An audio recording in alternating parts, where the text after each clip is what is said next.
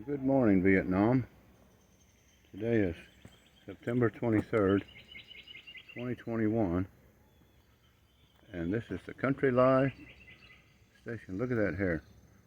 I'm out here at my house, La Hacienda, and I gotta give this dangerous situation some attention so that somebody will know about my death tree. It's a big irony because I'm a tree man, so I have a situation that involves a tree, of course. The gutters fall off the gutter man's house. The decks are falling off the deck builder's house. So I have a tree in the tree man's yard. Now look, in my yard are massive trees. I have massive pine trees. I love trees. That's why I don't cut them all out of my yard. I love being in the forest. But look at the size of these trees in my yard. Look at the size of this monster oak in my backyard. See it?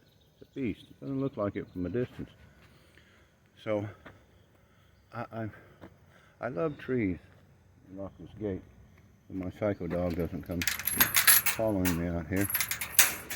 But I have to point out that I have a tree that I have been trying to get the city of Covington to come out and deal with. And here it is, folks. Hoping I'm getting a shot in.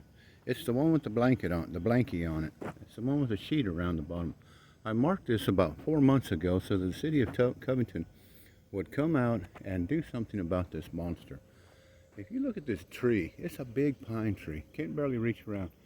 If I pan up, this tree, if you were to hang a plumb bob in the top of this tree and drop that plumb bob, it would drop straight down right about here in the road. Now, as I pan over from where the top of the tree is to where the bottom of the tree is, you can see my concern. And what's even more of a concern is, look at this root ball that has begun to rise, and it's come up a whole lot more in the last 3 months because we've had several hurricanes move over it. But this tree, the reason this tree is my concern is because if you'll look at the bottom of this tree, and I'll stand right here and look up at the top of this tree, and then you pan to where this tree will fall when it does fall, because all trees fall. Every tree that's you ever see in your life will one day be on the ground and in the earth. That's just the way it is. No tree stands for. So this tree's coming down. When this tree comes down, this is my house. That's the front door. We don't use the front door because of its location. We got it fenced off, blocked off, because that's where the cats are safe. The rest of the yard is for the dogs. So we use the side entrance, that door right there by the van, which is the kitchen door, to come in and out of our house. That's where this tree is targeted. It's going to smack right down, come right down, crashing through here. Now, I've called the city of Covington 6 times, left 3 voicemails, spoke to the lady about this tree. For some reason, they don't take me serious about this tree. This tree has me concerned because if you look at the top of this tree, the size of the growth, the head, is a 110-foot tall tree. It's the tallest tree, one of the taller trees in the forest, so it catches all that wind that rises above the top, that blows. It's constantly moving. But if you stand here and look at this tree, the angle that this tree is at, and my concern for my property, because it's got the reach to get all the way to my container, all the way to my front door, and that's where my grandson plays. That's where my children walk, and that's where we all come in and out of the house. It's through that side door, so the tree has the capacity to do some damage. A month ago, because of my concern and them just ignoring me, I came out here and I put a cable in this tree about 40 feet up in the tree. The cable is a 1/4 inch galvanized cable that I put in the tree and brought it down here and tied this end to this tree here. Now, this cable, which is, I don't know if you can see, this is my concern for this tree. I don't know how much of this tree this cable is holding. If I undid the cable, this tree might come down. It looks pretty loose, but that's my concern. I can't cut. Listen to me. This property I'm trespassing on right now is not my property. I can't just come out here and cut this tree down because it's not my property. People aren't going to come on your property and start cutting down your dangerous trees that are threatening their house. That's against the law. So I can't. Look at this root ball.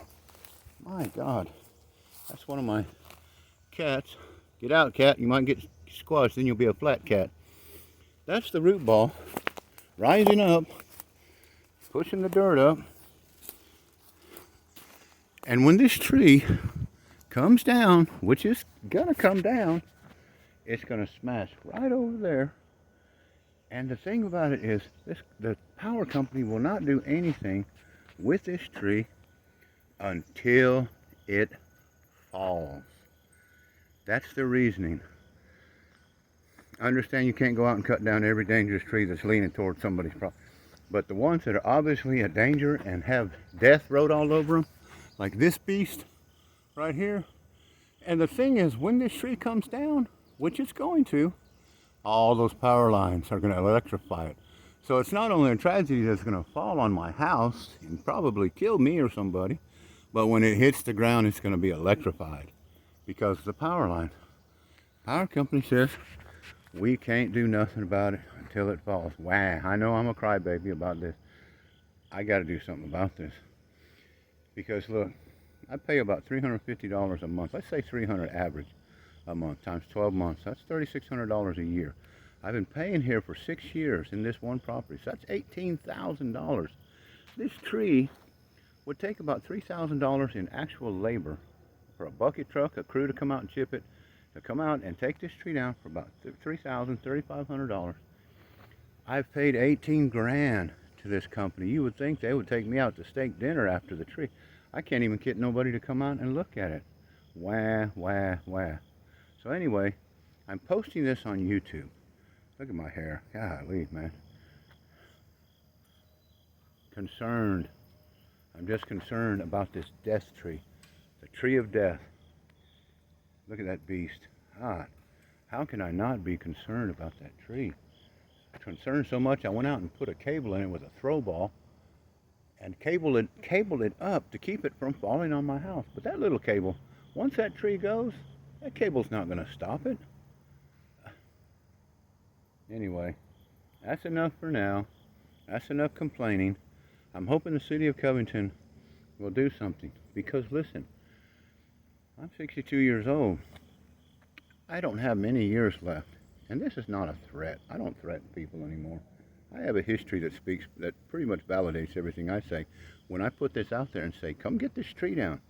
Because if this tree falls, after having warned people and putting this on YouTube, if this tree falls and smashes one of my family members to death, or electrocutes them, or he's over here playing in his little sandbox, or in his swing, and that tree comes down, oh God, have mercy. Jesus in heaven, help us.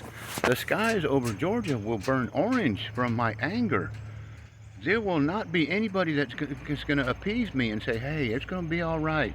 Hey, you know, he's in heaven. Hey, she's in heaven. Hey, they're in heaven now. I'm standing here. I can hear the tree cracking. I can hear it cracking from the stress that it's under. Anyway, 9-minute video.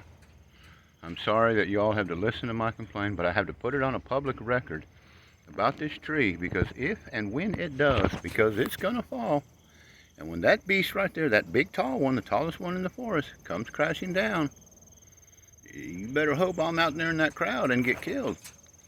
Because if I survive it, when I get done, and I've lost family members because of this tree I've been warning the city of Covington about, Pale Rider, that's all I gotta say. You better Google me, find out what I'm saying is true. I'm a lunatic, but I haven't lunaticked in a long time. You take the boy out of the jungle, you don't ever take the jungle out of the boy. Oh well, that's enough. let's leave on a happy note. Take care. Love y'all.